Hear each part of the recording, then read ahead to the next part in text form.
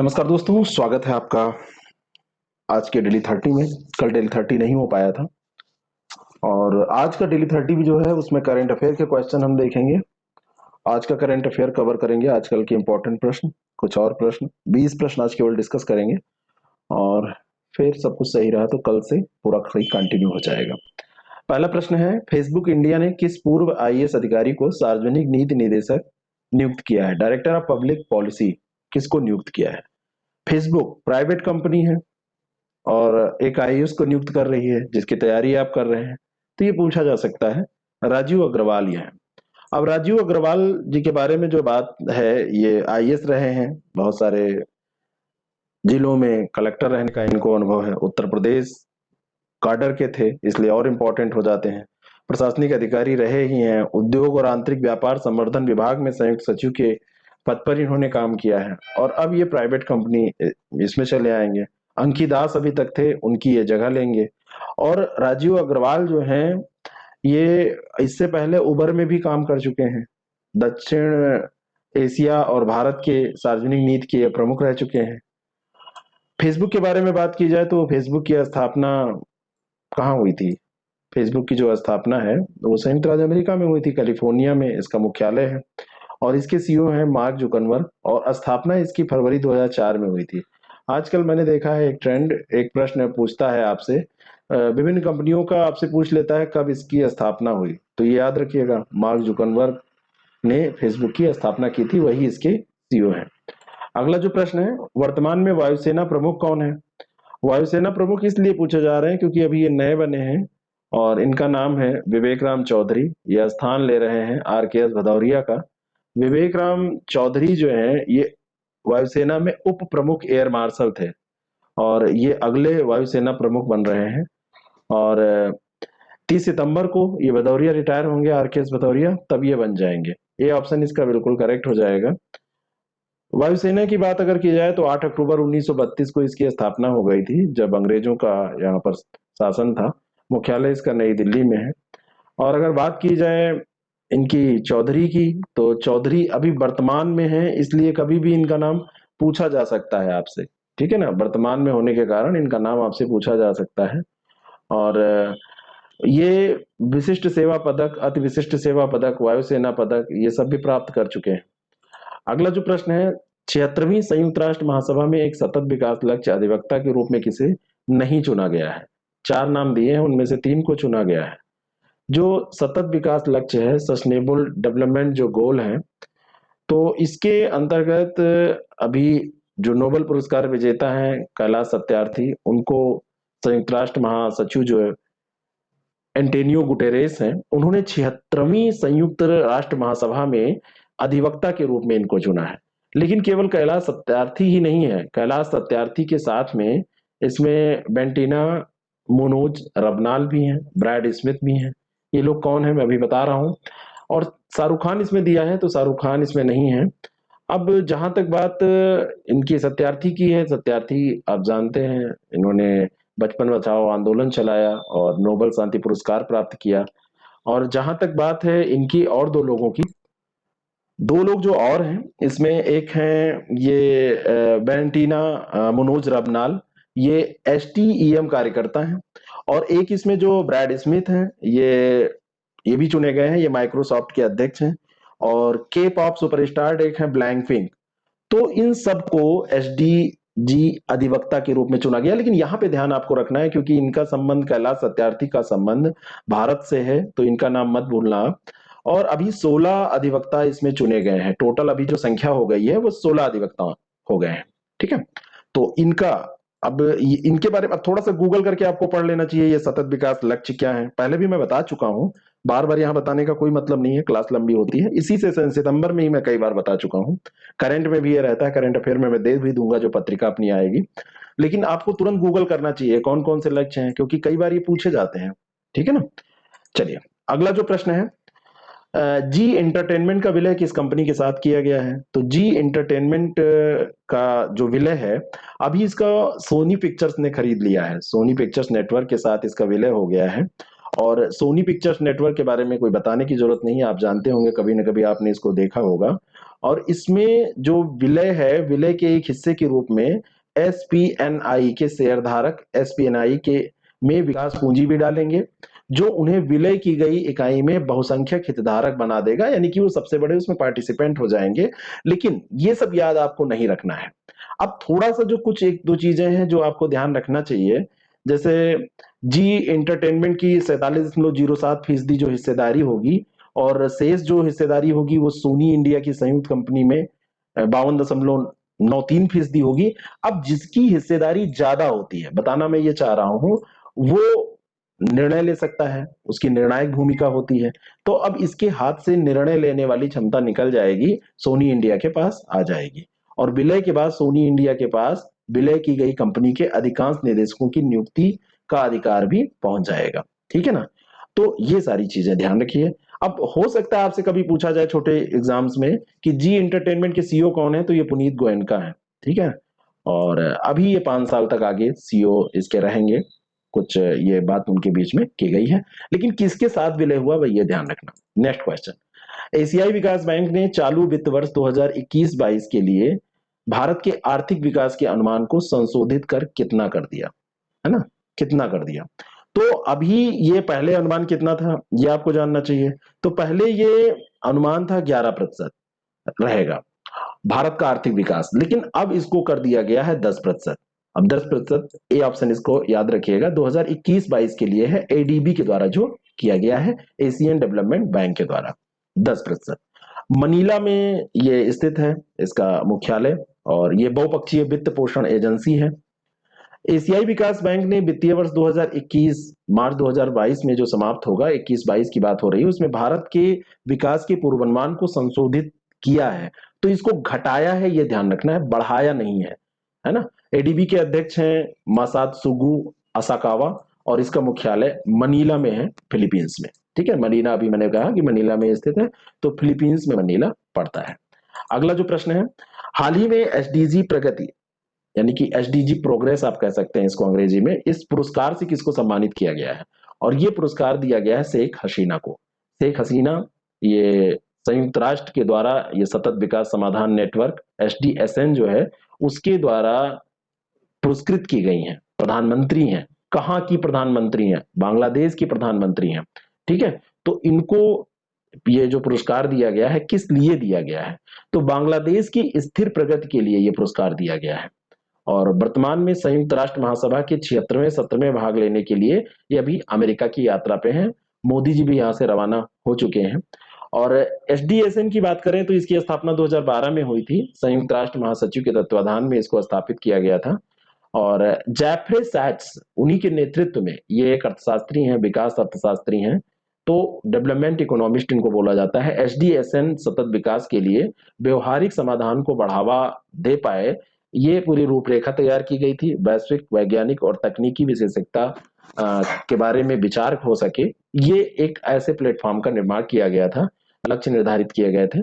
बांग्लादेश के बारे में अगर बात की जाए तो प्रधानमंत्री शेख हसीना है, वहां की राजधानी इसकी ढाका है, और मुद्रा इसकी टका है। और राष्ट्रपति अगर आपसे पूछा जाए तो अब्दुल हमीद इसके राष्ट्रपति हैं। ये सब प्रश्न जी के हैं, बहुत कम आपसे उम्मीद है कि पूछे जाए।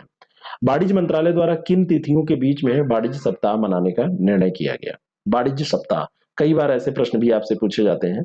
तो वाणिज्य मंत्रालय ने 20 से 26 सितंबर तक वाणिज्य सप्ताह, 20 से 26 सितंबर, बी ऑप्शन इसका बिल्कुल करेक्ट है, मनाने का ये निर्णय लिया। और देश भर में भारत की बढ़ती आर्थिक शक्ति को प्रदर्शित करने के लिए कई कार्यक्रम भी इसमें प्रस्तुत किए गए। ठीक है, तो अब ये जो वाणिज्य सप्ताह मनाया जाएगा तो क्या किया जाएगा? यही दिखाया जाएगा कि हमारा वाणिज्य जो है, हमारा व्यवसाय जो है, कॉमर्स जो हमारा है, वो कितना अच्छा है, कितना ग्रोथ कर रहा है। यही सब बताने के लिए ये सब दिवस मनाए जाते हैं, सप्ताह आयोजित किए जाते हैं। उद्योग और आंतरिक व्यापार संवर्धन विभाग ने औद्योगिक पार्क रेटिंग प्रणाली भी शुरू की है। और औद्योगिक पार्क रेटिंग प्रणाली औद्योगिक पार्क के प्रदर्शन को मान्यता देगी, और ये निजी औद्योगिक पार्कों और सेज के प्रदर्शन का भी आकलन करेगी। तो ये ध्यान रखना, 20 से 26 सितंबर की ये बात है जिसके बीच में ये सप्ताह आयोजित किया गया है। कोविड-19 महामारी के प्रकोप के बाद से प्रधानमंत्री मोदी ने पड़ोस से परे किस देश की यात्रा की? तो अभी यात्रा की मैंने प्रश्न बनाया है, लेकिन ये अभी गए ही हुए हैं, संयुक्त राज्य अमेरिका पहुंच गए हैं या पहुंच रहे हैं, आप ऐसा कह सकते हैं। तो नरेंद्र मोदी जी ये 3 दिवसीय यात्रा पर गए हैं, तो ये याद रखना है आपको कितने दिन की यात्रा है। उनके साथ प्रतिनिधिमंडल भी गया है, जिसमें अजीत डोभाल भी हैं, हर्षवर्धन श्रृंगला भी हैं, और कई और अधिकारी इनके साथ गए हैं। और कोविड-19 महामारी के प्रकोप के बाद आसपास के देशों को छोड़ दिया जाए तो पड़ोस से परे यही एक देश है जिसकी यात्रा ये करने जा रहे हैं। अब इस पे हम आगे डिस्कस करेंगे, इसमें क्या क्या हुआ, बाकी सत्र वत्र को जो संबोधित करेंगे वो सब हम आगे डिस्कस करेंगे। ठीक है, अगला जो प्रश्न है, फैरोज फैजा बीथर 2021 के चेंज मेकर अवार्ड के लिए इनको चुना गया है, फैरोज फैजा बीथर को। ठीक है, और ये पुरस्कार दिया जाता है, किसके द्वारा दिया जाता है, तो ये पुरस्कार जो है bill and Melinda Gates foundation के द्वारा दिया जाता है। यह है चेंज मेकर पुरस्कार। सीधा आपसे पूछा जाएगा चेंज मेकर पुरस्कार किसको दिया गया, तो फैरोज फैजा बीथर को दिया गया। किसके द्वारा दिया जाता है, तो bill and Melinda Gates foundation के द्वारा दिया जाता है। अब ये जो पुरस्कार इन्होंने प्राप्त किया है, ये पुरस्कार प्राप्त करने वाली ये बांग्लादेश की हैं फैरोज, और ये पुरस्कार उस व्यक्ति को सम्मानित करने के लिए दिया जाता है जिसने अपने व्यक्तिगत अनुभव या नेतृत्व के जरिए स्थिति से परिवर्तन को प्रेरित किया है, यानी कि परिवर्तन लाने का प्रयास किया है। मोनर स्कूल के सह संस्थापक हैं फैरोज फैजा जो ये हैं, ये मतलब स्कूल के सह संस्थापक हैं, आप स्कूल में काम करते हैं और मानसिक स्वास्थ्य के क्षेत्र में सक्रिय एक गुमनाम ऑनलाइन प्लेटफॉर्म है, तो वो इसको संचालित करते हैं। कहने का मतलब, जैसे कई बार हम बहुत बड़े बड़े काम करते हैं और उसको हम छुपाए रखते हैं, तो ऐसे काम ये कर रहे हैं। और ये युवाओं के साथ प्रशिक्षण कार्यशालाएं ये सब आयोजित करके 27 आधार पर ये काम करते हैं, 24 घंटे 7 दिन। संयुक्त राष्ट्र के सतत विकास लक्ष्यों को प्राप्त करने की दिशा में जब कोई प्रगति होती है, उस क्षेत्र में जब कोई काम करता है तेजी लाने के लिए, तो bill and Melinda Gates foundation change maker award से उसको सम्मानित करता है, और इन्होंने ये काम किया है। अगला जो प्रश्न है, पंकज अडवाणी के संबंध में सत्य कथन आपको बताना है। इन्होंने स्नूकर विश्व कप पाकिस्तान के बाबर मसीह को हराकर जीता, और दूसरा है कि इन्होंने 11वां एशियाई खिताब जीतकर भी इतिहास रचा। ठीक है, तो सी ऑप्शन इसका बिल्कुल करेक्ट हो जाएगा। ये दोनों बातें सही हैं। अभी 3-4 दिन पहले हमने इसको डिस्कस किया था कि 11वां एशियाई एशियाई खिताब भी इन्होंने जीता था, और बिलियर्ड्स और स्नूकर के खिलाड़ी हैं। और स्नूकर विश्व कप अभी जीता है इन्होंने, और इसमें हारा कौन है ये इंपॉर्टेंट है, बाबर मसीह को हराकर इन्होंने जीता है ये। ठीक है, पंकज अडवाणी फाइनल में बाबर मसीह को हराए हैं, तो आपसे प्रश्न पूछा जाएगा वो किस देश के हैं, तो ये पाकिस्तान के हैं। ये बार बार मैं इसलिए रिपीट कर रहा हूं कि याद रखना जरूरी है। ठीक है, और 11वां एशियाई खिताब भी इन्होंने जीता था, अभी 36 साल के हैं, और लगातार तीसरा और चौथा फ्रेम जीतकर 3-1 की बढ़त इन्होंने बनाई है। और पाकिस्तानी खिलाड़ी बाबर से ये जीत हासिल करके अभी इन्होंने 2 रिकॉर्ड साथ साथ में बना दिए हैं, तो ये दोनों पे प्रश्न बन सकता है। ठीक है, अगला जो प्रश्न है, टाटा स्टील का मुख्यालय कहाँ स्थित है। ये कुछ फुटकर करंट अफेयर हैं जो छूटे हुए थे, उनको मैं यहाँ पर डिस्कस कर रहा हूँ। और ये टाटा इसकी स्टील का जो मुख्यालय है, ये बहुत सिंपल सा प्रश्न है, लेकिन आप इसको जमशेदपुर मत टिक कीजिएगा, इसका मुख्यालय आपका मुंबई में है। टाटा स्टील जमशेदपुर वर्क्स में भारत का पहला अभी कार्बन कैप्चर प्लांट लागू कर रहा था, इस कारण से ये चर्चा में आ रहा था। और ये कार्बन कैप्चर प्लांट कहाँ लागू किया गया, जमशेदपुर वर्कशॉप में। लेकिन अगर आपसे पूछा जाए कि टाटा स्टील का मुख्यालय कहाँ है, तो ये आपका हो जाएगा कहाँ, मुंबई में। और ये जो कार्बन कैप्चर प्लांट है, ये ब्लास्ट फर्नेस गैस से सीधे CO2 निकालता है, सीधे CO2 निकालता है। और टाटा स्टील ऐसी कार्बन कैप्चर तकनीक अपनाने वाली देश की पहली स्टील कंपनी बन गई है। आपसे प्रश्न पूछा जाएगा कौन सी कंपनी है जिसने ऐसा कार्बन कैप्चर प्लांट लगाया जिससे फर्नेस गैस से सीधे CO2 निकले। ठीक है, तो ये ध्यान रखना। अगला जो प्रश्न है उसको हम डिस्कस करने से पहले थोड़ा सा इसको भी देख सकते हैं कि प्रतिदिन कितनी इसकी क्षमता है, तो प्रतिदिन 5 टन ये CO2 ग्रहण करेगा। और इसमें 2-3 चीजें और आपको ध्यान रखना है। जैसे ये टाटा स्टील की स्थापना कब हुई थी, तो 25 अगस्त 1907 को जमशेदपुर में हुई थी। संस्थापक जमशेद जी टाटा थे, मुख्यालय इसका मुंबई में है। यही आपसे प्रश्न पूछा गया था। अगला जो प्रश्न है, इन्फोसिस के CEO कौन है, जीके टाइप की यह प्रश्न है। तो इन्फोसिस के CEO सलिल पारेख है ना। और सलिल पारेख का नाम इसलिए मैंने यहाँ बताया कि आप नंदन नीलकेणी मत मार दीजिएगा, वो पहले हुआ करते थे। ठीक है। और इन्फोसिस ने अभी B2B और B2C, business to business, business to customer, खरीदारों के लिए हाइपर सेगमेंटेड व्यक्तिगत ओमनी चैनल वाणिज्य अनुभवों को सुरक्षित रूप से वितरित करने में उद्यमों की मदद करने के लिए एक इक्विनॉक्स लॉन्च किया है। क्या नाम है इसका? इन्फोसिस इक्विनॉक्स लॉन्च किया है।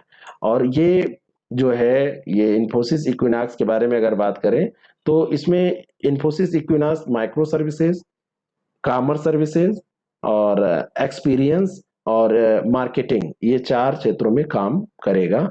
और इसमें ये जो मर्चेंटाइज, ई कॉमर्स, स्टोर संचालन, आपूर्ति श्रृंखला, ग्राहक सेवा, इसमें डिजिटल कॉमर्स को कैसे उपयोग किया जाए, कैसे डिजिटलाइज किया जाए, इन सब चीजों पर बात की जाएगी। ये लोग क्या करते हैं? सॉफ्टवेयर बनाते हैं, चीजों को आसान करते हैं।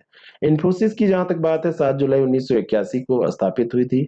बेंगलुरु में इसका मुख्यालय है और सलिल पारीख इसके सीईओ हैं। नेक्स्ट क्वेश्चन, अगला जो प्रश्न है, केंद्रीय जनजातीय मंत्रालयों के मामलों के अनुसार भारत के कितने गांवों में प्रधानमंत्री आदर्श ग्राम योजना शुरू करने की योजना है? कितने गांवों में ये शुरू की जाएगी? PMAGY, इंपॉर्टेंट प्रश्न हो सकता है। तो ये 36,000 गांवों में शुरू की जाएगी। जनजातीय मामलों के मंत्री हैं अर्जुन मुंडा, और अर्जुन मुंडा ने अभी इसके बारे में घोषणा की। 50% आदिवासी आबादी वाले गांवों को इसमें प्राथमिकता दी जाएगी। और ये योजना जनजातीय मामलों के मंत्रालय द्वारा शुरू की जा रही है। और इसमें असम के लगभग 1700 आदिवासी गांव जो हैं उनको आदर्श गांव में बदला जाएगा। और असम में मॉडल जो गांव है, 184 नए वन धन केंद्र भी यहाँ पे स्थापित किए जाएंगे। तो असम इसमें एक केंद्र बिंदु है। और लेकिन 36,000 ये संख्या ध्यान रखिएगा। अगला जो प्रश्न है, राज्यपाल और राज्य की दृष्टि से कौन सा युग्म सही सुमेलित नहीं है? एक दिन शायद मैंने कुछ किसी क्लास में एक राज्यपाल का नाम लिया था, तो उनका ट्रांसफर हो गया, लेकिन मुझे पुराना याद था, मैंने ऐसे बता दिया था। राज्यपाल और राज्य की दृष्टि से बात की जाए तो श्री बनवारी लाल पुरोहित, ये पंजाब के राज्यपाल, ये सही है। और श्री RN रवि तमिलनाडु, ये भी सही है। श्री मंगू भाई पटेल, ये गुजरात दिया हुआ है, लेकिन जो गुजरात के राज्यपाल हैं वो ये गलत दिया हुआ है यहाँ पर, है ना। गुजरात के राज्यपाल ये गलत दिए हुए हैं। और ये गुजरात के राज्यपाल का नाम आपको बताना है, उसको सोच के लिखिए। लेफ्टिनेंट जनरल गुरमीत सिंह, ये उत्तराखंड, ये बिल्कुल सही है। ये फेरबदल हुए हैं।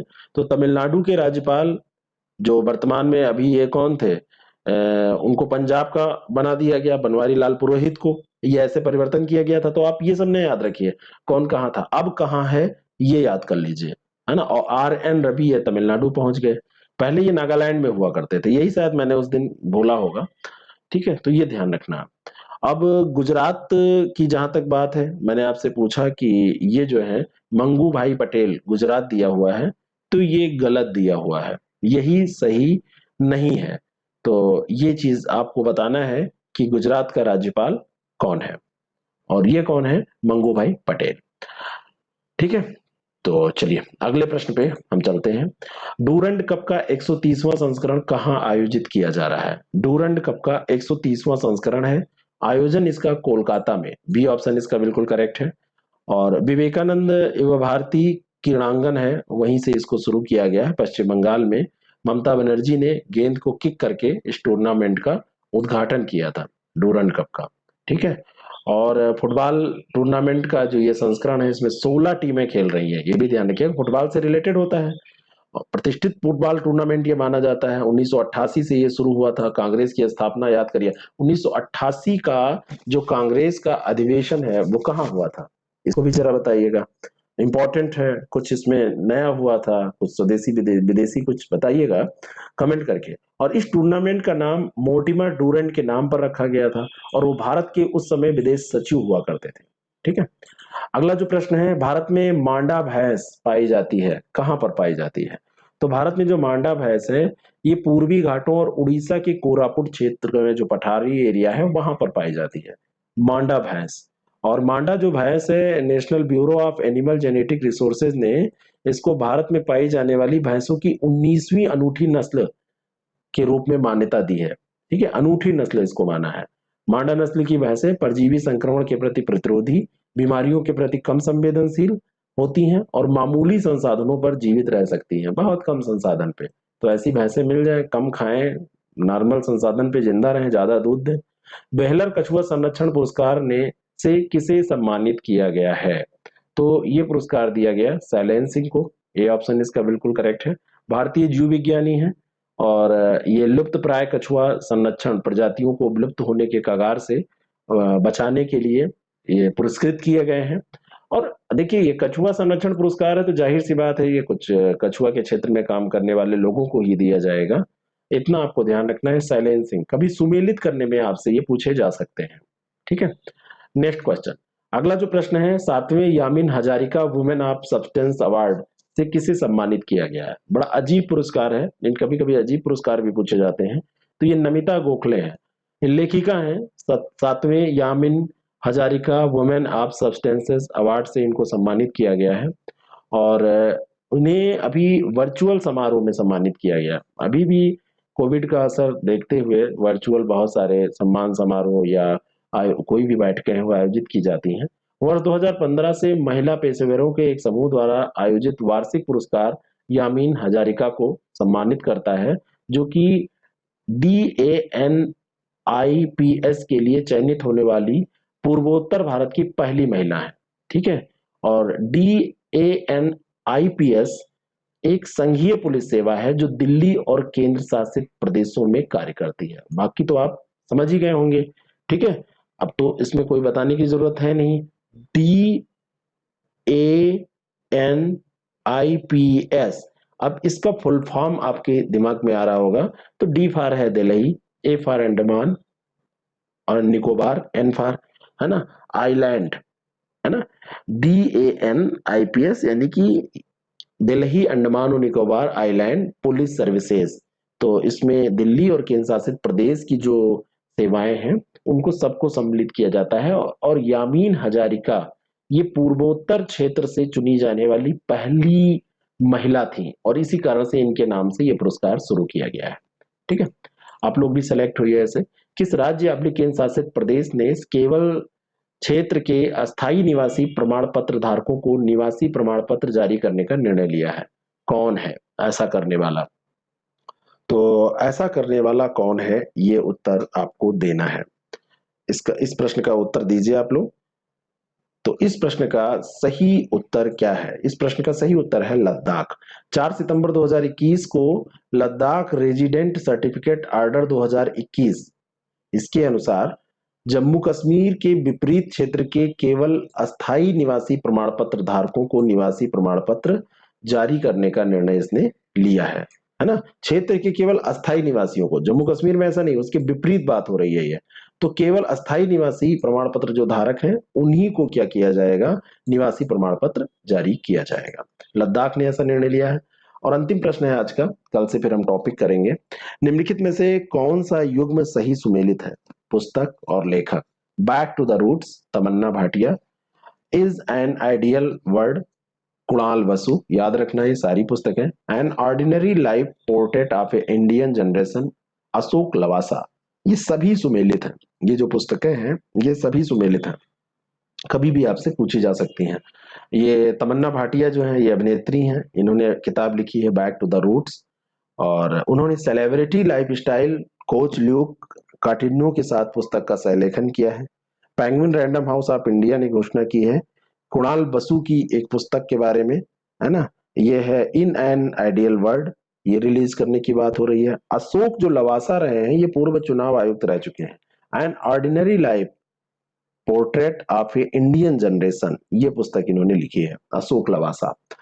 तो ये सेशन रहा, बहुत अच्छा तो नहीं हो पाया है लेकिन जो जैसा भी है करंट अफेयर हमने कवर कर लिया है। कल से अपने टाइम पर ये सब चलने लगेगा। मैं कहीं इसी कारण से नहीं कर पा रहा हूँ, कुछ व्यस्तताओं के कारण से, तो व्यस्त हूँ कहीं। चलिए आप लोग पढ़ते रहिए। फिर यूपीपीसीएस की एक टेस्ट सीरीज भी आने वाली है, साथ में जो टेस्ट सीरीज चल रही है उसमें भी आप पार्टिसिपेट कर सकते हैं। नए प्रोग्राम चल रहे हैं, पूरा करंट अफेयर हम लोगों को जीएस के साथ रिवाइज करना है। जीएस के भी कई पोर्शंस, आप हिस्ट्री का वीडियो देखिएगा, अच्छा रिवाइज हो जाएगा आपका। फिर मिलते हैं। Thank you so much.